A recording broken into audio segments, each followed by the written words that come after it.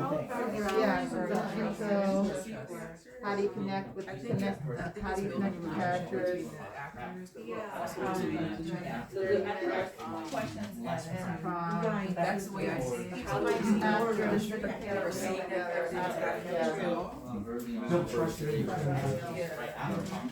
So from the techniques that suggested. I don't think it sounds like a good one. Yeah. What about number two? Questions. Like part of the scene when we're together in the beginning. I guess we'll break the 30 minutes down to like Questions of the scene. 15 minutes. You know, like how they're feeling. Before. Yeah, I was thinking like Brian, the questions of like Somebody family. Yeah. So she's talking about exercises or kind of sort of you might need to do on the script. Yeah. Exercises. Yeah. Or like, Right. I don't think it has to be for So when you're saying questions, What surprised you during this process that you kind of didn't anticipate?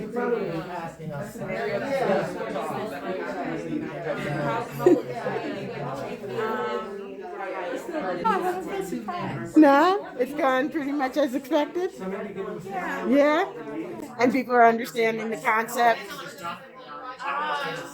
I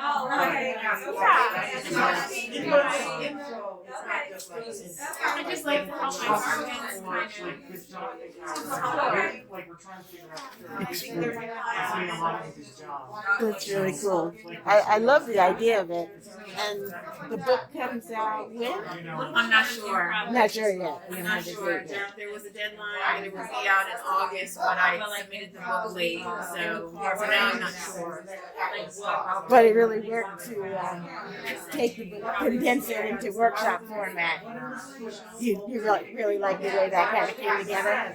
Yeah, so the book is really a result of my teaching. So it's really kind of like, I think the teaching came first, and now the book is kind of reflecting the things that I've been teaching. That makes sense. Okay, so it was more or less a workshop to start with. You made it fully fleshed it out for a book, and then you're kind of using both things for this. Okay.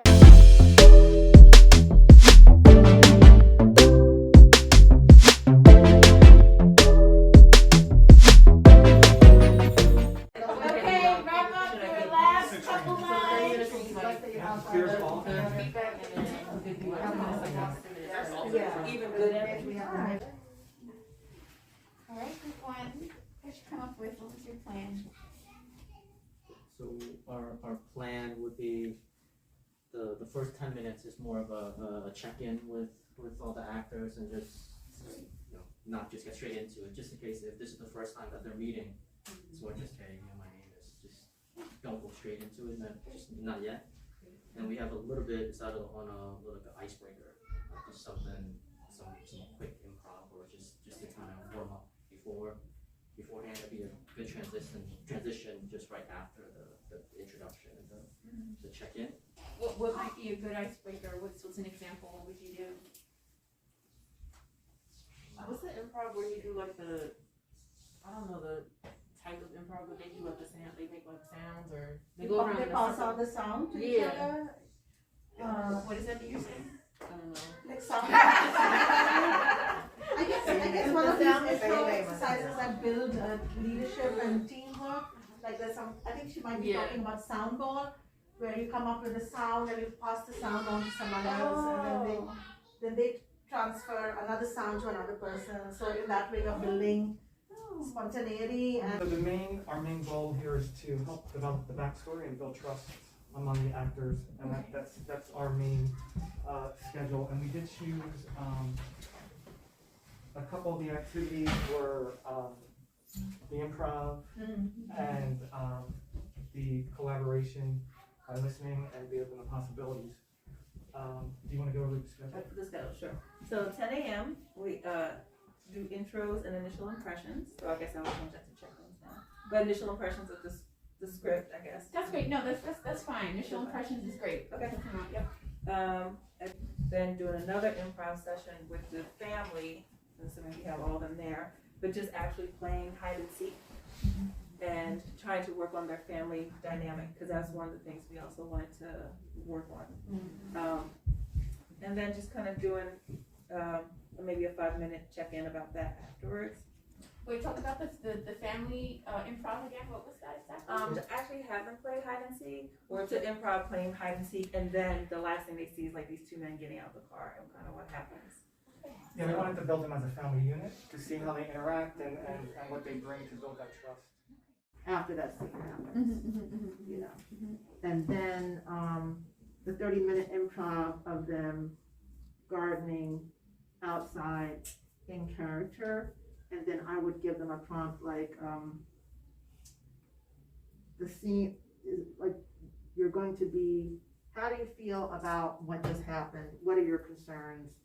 And I might say something to Helena like, I would take her aside without Dwight hearing. I would say, listen, your character is super pissed at your husband for the way he handled that situation.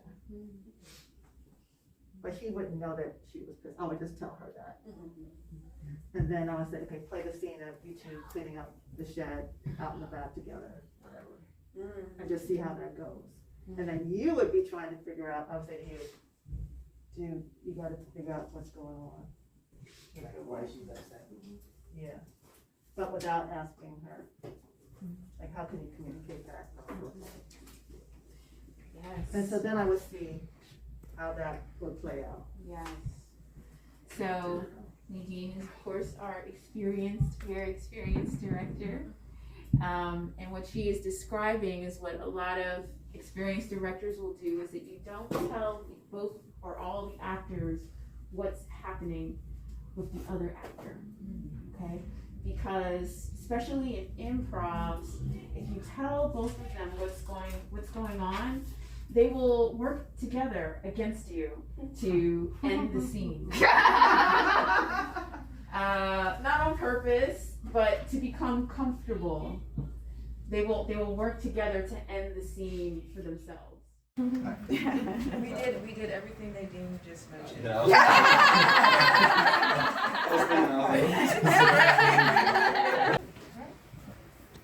So the point of our first rehearsal that we said was breaking down the walls. What we would start off with is an intro. We'd have them introduce themselves, so name, character. We thought it would be fun to do like zodiac signs and then the first childhood memory, just as like a little icebreaker. And that would take about 15 minutes. The one thing about that I would ask is, I think that's great, and we've talked about icebreakers with group 1 as well. I just want to say that you want to make sure that these icebreakers are in alignment with the themes of the story. Does that make sense? So yes, childhood memory, but is there a childhood memory that's going to be more relevant to what's happening within the story? So, you know, might it be, you know, your first time you played hide and seek, or but it's going to depend on what's your, you know, what's the theme that you guys are intending to emphasize, and what's that energy? Because let's say, you know, someone tells a childhood story about the first time they got spanked, and does that have anything to do with this story? But I have an exercise I do with my students all the time, where they have to tell a childhood story in the very first class. Everyone has to tell a story. But let me see, once the first person tells the story, everyone follows suit. And so if you don't sort of identify what the theme is, they can, you know, it's going to go in a lot of different directions of because there's a lot of childhood. Because we were kind of exploring authenticity.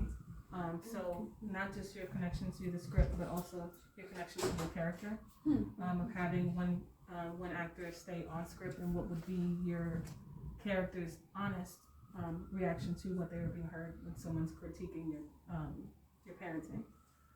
So that was something that I thought might bring. I heard two things. I heard, you know, we're really interested in this idea of authenticity in the scene. I'm wondering kind of what that looks like in terms of performance. I mean, the actors are going to strive to be authentic in their performance no matter what. So I'm curious, like, how that's, I don't know, tying into an emotional event of some kind.